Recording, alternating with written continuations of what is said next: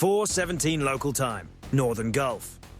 The sea is quiet in a way that almost feels unnatural. Smooth, reflective, too calm to be trusted.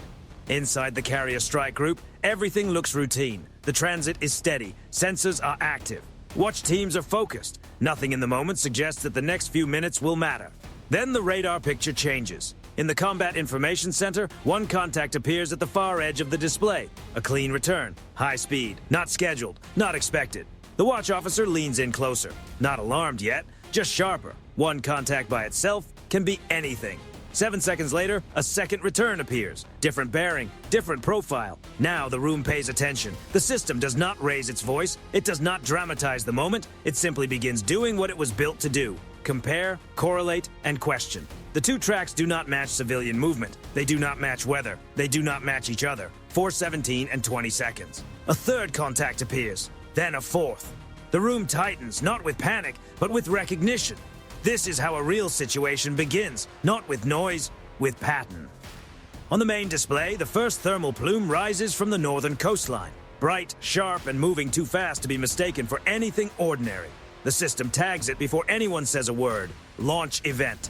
Another plume follows within seconds. Then another. Different points. Staggered timing. No real attempt to hide. The display begins filling fast. Tracks stack across the screen. Vectors spread outward, then start bending inward. The software stops treating the returns as strange readings. It begins treating them as intent. Fixed launch sites are joined by mobile signals. Sea-based signatures flicker into view, vanish, then reappear closer than before. This is no longer a question. 4:18. The watch officer speaks, voice level and clipped. Multiple launches detected. No one asks how many, not yet. The system is still resolving the picture. Across the CIC, consoles shift automatically. Passive tracking gives way to active confirmation. Data links move to full capacity. The escorts tighten formation. Not visibly, not dramatically, just enough to redraw the invisible walls of protection around the carrier. On the bridge, the captain watches the same feed. He does not speak immediately, he waits for confirmation, then he gives the order. Condition 3. Set and man all key stations. The words move through the ship with mechanical precision. Steel doors seal. Red lighting comes alive in critical spaces. Sailors put on helmets and gloves. No one rushes because rushing creates mistakes. Below deck, vertical launch cells hum as power levels rise. Safeties remain in place. Nothing is released yet. 4:18 and 40 seconds. The count stabilizes. 44 inbound tracks. They are not all the same. They are not all moving the same way. Some climb high, trading altitude for speed. Others stay in the middle layers, shaping the timing. Several drop low, so low they disappear now and then into sea clutter. This is not a warning, not a probe. It is a saturation attempt, a way to stretch the system until something gives. Time to impact begins falling in steady numbers.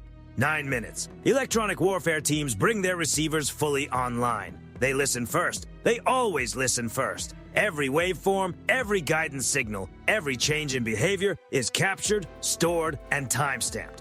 Nothing is transmitted yet. Across the formation, escorts make tiny adjustments. Fractions of knots, fractional heading changes. Too small to notice with the naked eye, but decisive on the tactical plot. Firing arcs separate. Coverage overlaps increase where the math predicts the highest pressure. The carrier remains at the center of the formation. No evasive turn, no speed change. 8 minutes. One cluster adjusts course slightly, a subtle correction. The system flags it. Countermeasure-aware behavior logged. One low track disappears completely, hidden by curvature and clutter. The display holds its last known vector in ghosted white. No one relaxes. 7 minutes. The air wing remains chained to the deck. Pilots stand by their aircraft, helmets on, hands still. There is no launch order coming. Not yet. This engagement will be decided before aircraft can matter. Inside the CIC, voices become shorter, not louder, shorter. Every call-out is precise. Bearing, speed, altitude, no commentary. The captain steps closer to the display. 44 inbound tracks continue to close. One officer says quietly, "This is beyond routine defense." The captain nods once. Confirmed. 6 minutes. Threat rings contract again. Some tracks accelerate. Others slow down, deliberately breaking synchronization, forcing the system to recalculate. It does, again and again in real time. No defensive rounds have left the ships yet, but the strike group is no longer preparing. It is committed. 5 minutes to impact. The first tracks cross the engagement threshold.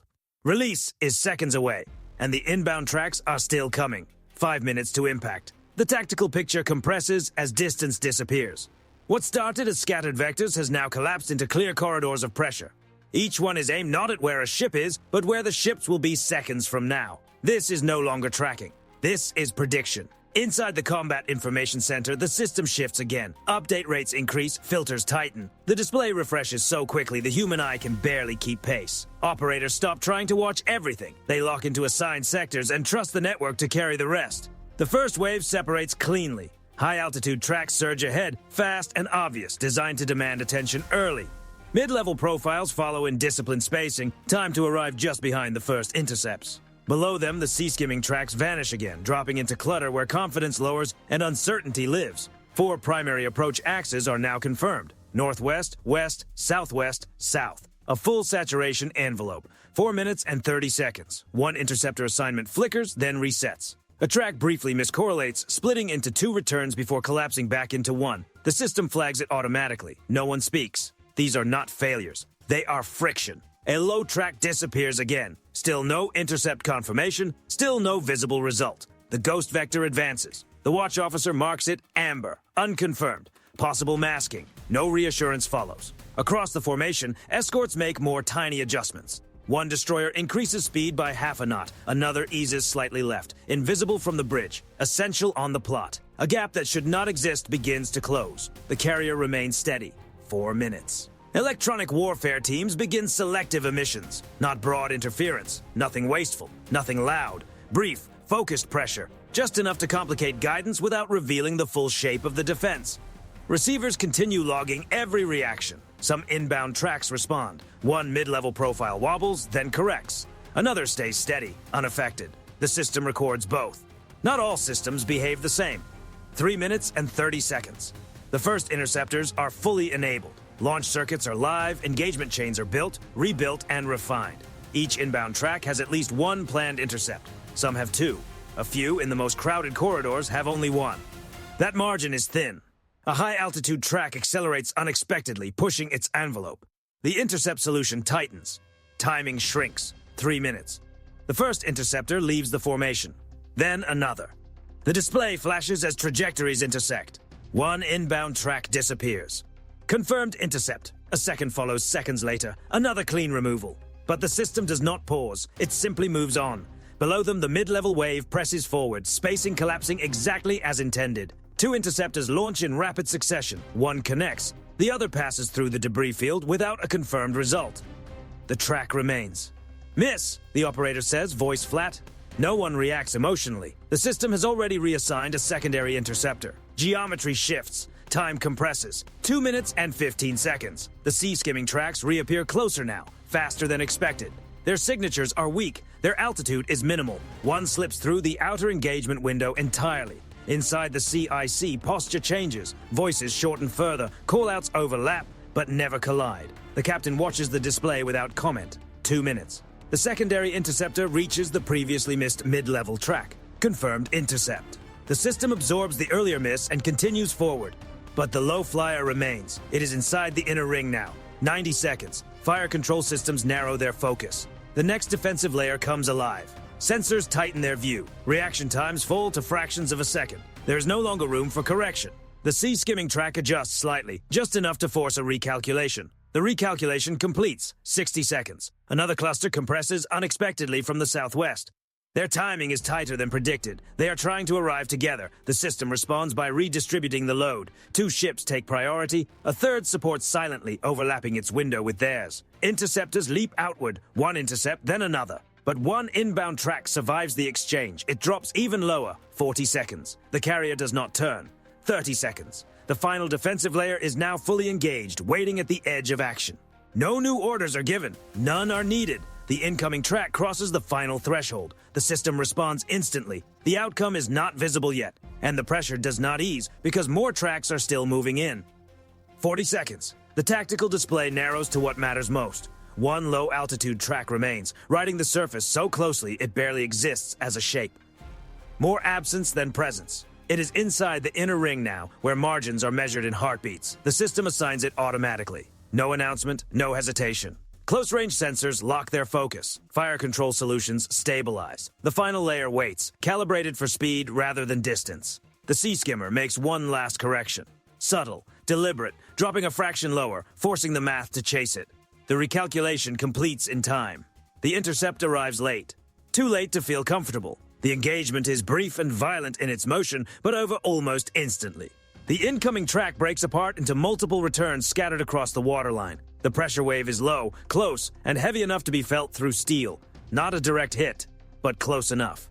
On one escort, the shock rolls across the deck. Antennas flex. A topside sensor goes dark. Loose equipment slams against its restraints. Somewhere forward, a sailor loses footing and hits the deck. The ship absorbs it. Inside the CIC, no one looks away from their screens. The system flags the event immediately. Near intercept, secondary effects. Damage control teams are already moving. Not running, not shouting, moving with purpose. The display updates. No new inbound tracks, but the pressure does not release yet. Another cluster approaches from the southwest, compressed tighter than before. 2 interceptors launch. 1 connects. The second gets close enough to scatter debris across the surface. A fragment skips across the water and vanishes. The cluster breaks apart. Confirmed intercepts begin cascading across the display. One after another. The numbers fall quickly now. 44 becomes 30. 30 becomes 12. 12 becomes 3. Each track disappears differently. High-altitude threats are removed far from the formation. Mid-level profiles break apart in brief flashes. The last of the sea skimmers vanish so close to the water that the surface itself seems to swallow the result. 10 seconds pass. Nothing new appears. Inside, the CIC operators sweep again and again. Long-range radar, short-range radar, passive sensors, infrared. The sky remains clear, but the room does not relax.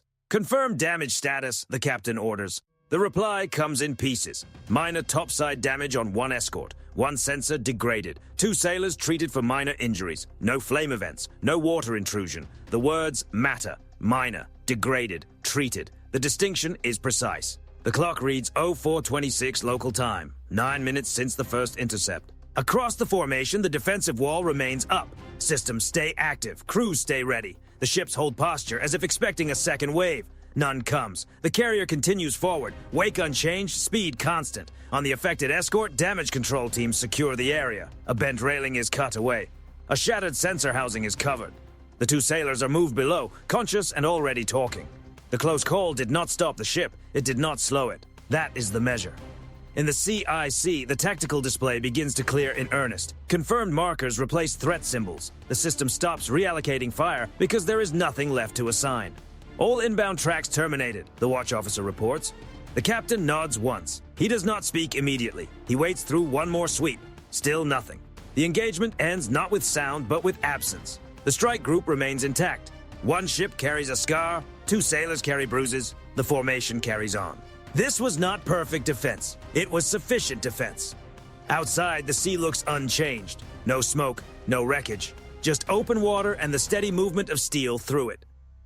Inside the ships, the difference is understood. An attempt was made to overwhelm the system. It did not collapse. It bent, it absorbed, it adapted, and it held. The inbound tracks stopped coming. The strike group never stopped moving. And for the first time since 0417, the countdown clocks go dark. The transition out of engagement is deliberate, almost slow. Systems do not power down all at once. They step back in layers, mirroring the way they came alive. Fire control shifts from automatic to guarded. Sensors widen their focus again, scanning beyond the immediate threat envelope. Nothing is assumed, nothing is rushed. Inside the Combat Information Center, the noise level changes. Not louder, not quieter, just different.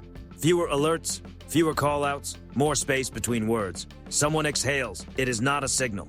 No one acknowledges it, but everyone hears it. The captain remains at the display, eyes moving across the now clearing picture. He does not speak right away. He lets the room settle on its own. Then he says one word: accountability. The response comes ship by ship. Not dramatic, not ceremonial. All stations manned. Damage contained. 2 minor medical reports. No loss of combat capability. Each report lands cleanly. Each one matters. On the affected escort, the close impact area is secured. A twisted antenna mast is taped off. A damaged sensor housing is covered in gray canvas, already marked for replacement. Damage control teams move with practiced efficiency, not urgency. The ship is still fully mission capable. That is the priority. Below deck, the 2 sailors sit on metal benches, helmets off now. One rolls his shoulder slowly, testing it. The other holds an ice pack against a bruised forearm. They speak quietly. Not about the track, not about the pressure wave. About how close it felt. Close enough. A corpsman checks vitals, nods once, and logs the report. No speeches, no dramatics, just confirmation that both will be back on watch soon. On the flight deck, pilots finally ease out of their launch stance. Helmets come off, gloves loosen. One aviator rests a hand on the intake of his aircraft longer than necessary, feeling the vibration fade. No one celebrates. For a moment, someone almost smiles, then does not. Inside the CIC, an operator rubs his eyes and leans back for the first time in minutes. Another takes a sip of water, realizes the bottle is empty, and sets it down without comment. The adrenaline has not left yet. It will not for a while. This is the part that never makes it into summaries. Not fear, not relief. Controlled release. The captain breaks the quiet again. Maintain heightened watch. No one needs clarification. Heightened watch does not mean panic. It means awareness without tension. Systems remain ready.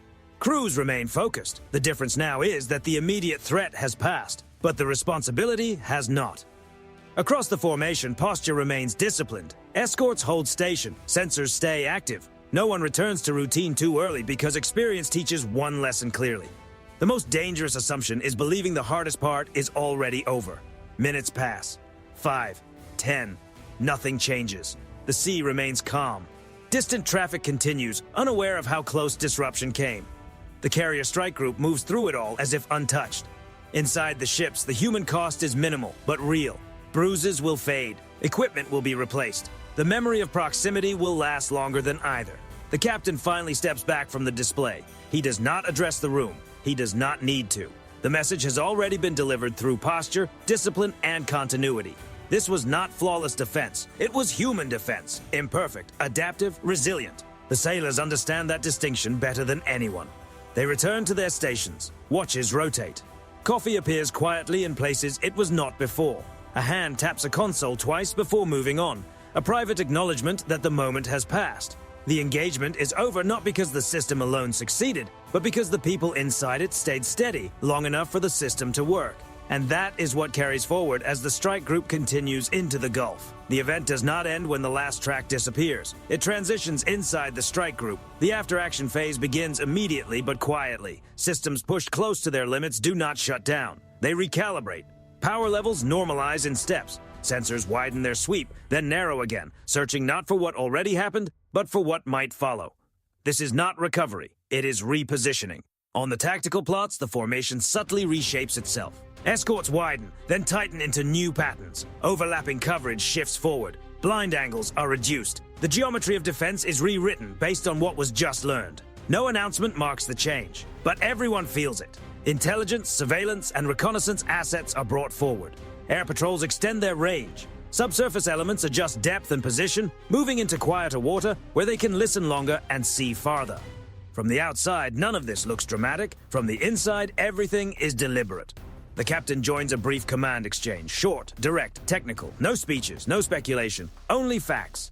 One escort took minor damage, 2 sailors were treated and returned to duty. 1 sensor degraded with coverage compensated. All mission objectives remain intact. Then comes the key line. Assume follow-on activity. The order does not raise voices, it sharpens them. Rules of engagement are reviewed, not rewritten. Thresholds are clarified. Response timelines are tightened, not expanded, not escalated, refined. The strike group will not wait to be surprised again. That is the shift. The carrier continues forward, unchanged in speed and heading. But around her, the posture has evolved. Defensive layers now sit slightly farther out. Reaction time is shorter. The system is more alert, not louder, not more visible, simply faster to decide. This is how control at sea often works. Not through spectacle, not through immediate pursuit, but by making the next attempt harder than the last. Somewhere beyond the horizon, sensors pick up distant movement. Nothing hostile, nothing crossing a line. It is logged and watched, not challenged, because the message has already been delivered. The strike group absorbed a coordinated saturation attempt. It took a glancing blow. It stayed intact, it stayed on mission, and then it adjusted. That adjustment is not for show. It is for endurance. No press release is drafted on board. No flags are raised. No external behavior changes in a way that invites misinterpretation. To the world, this looks like another routine transit. That, too, is intentional. In modern naval operations, dominance is not always declared. Often it is demonstrated quietly, repeatedly, until it becomes undeniable. Inside the CIC, analysts begin building the engagement timeline, launch profiles, guidance behavior, decoy performance, intercept timing, near-miss geometry. Every detail is preserved.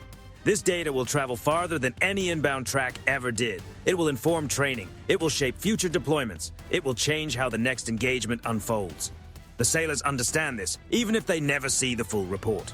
They felt the pressure firsthand. They know where the margins were thin. They know what held.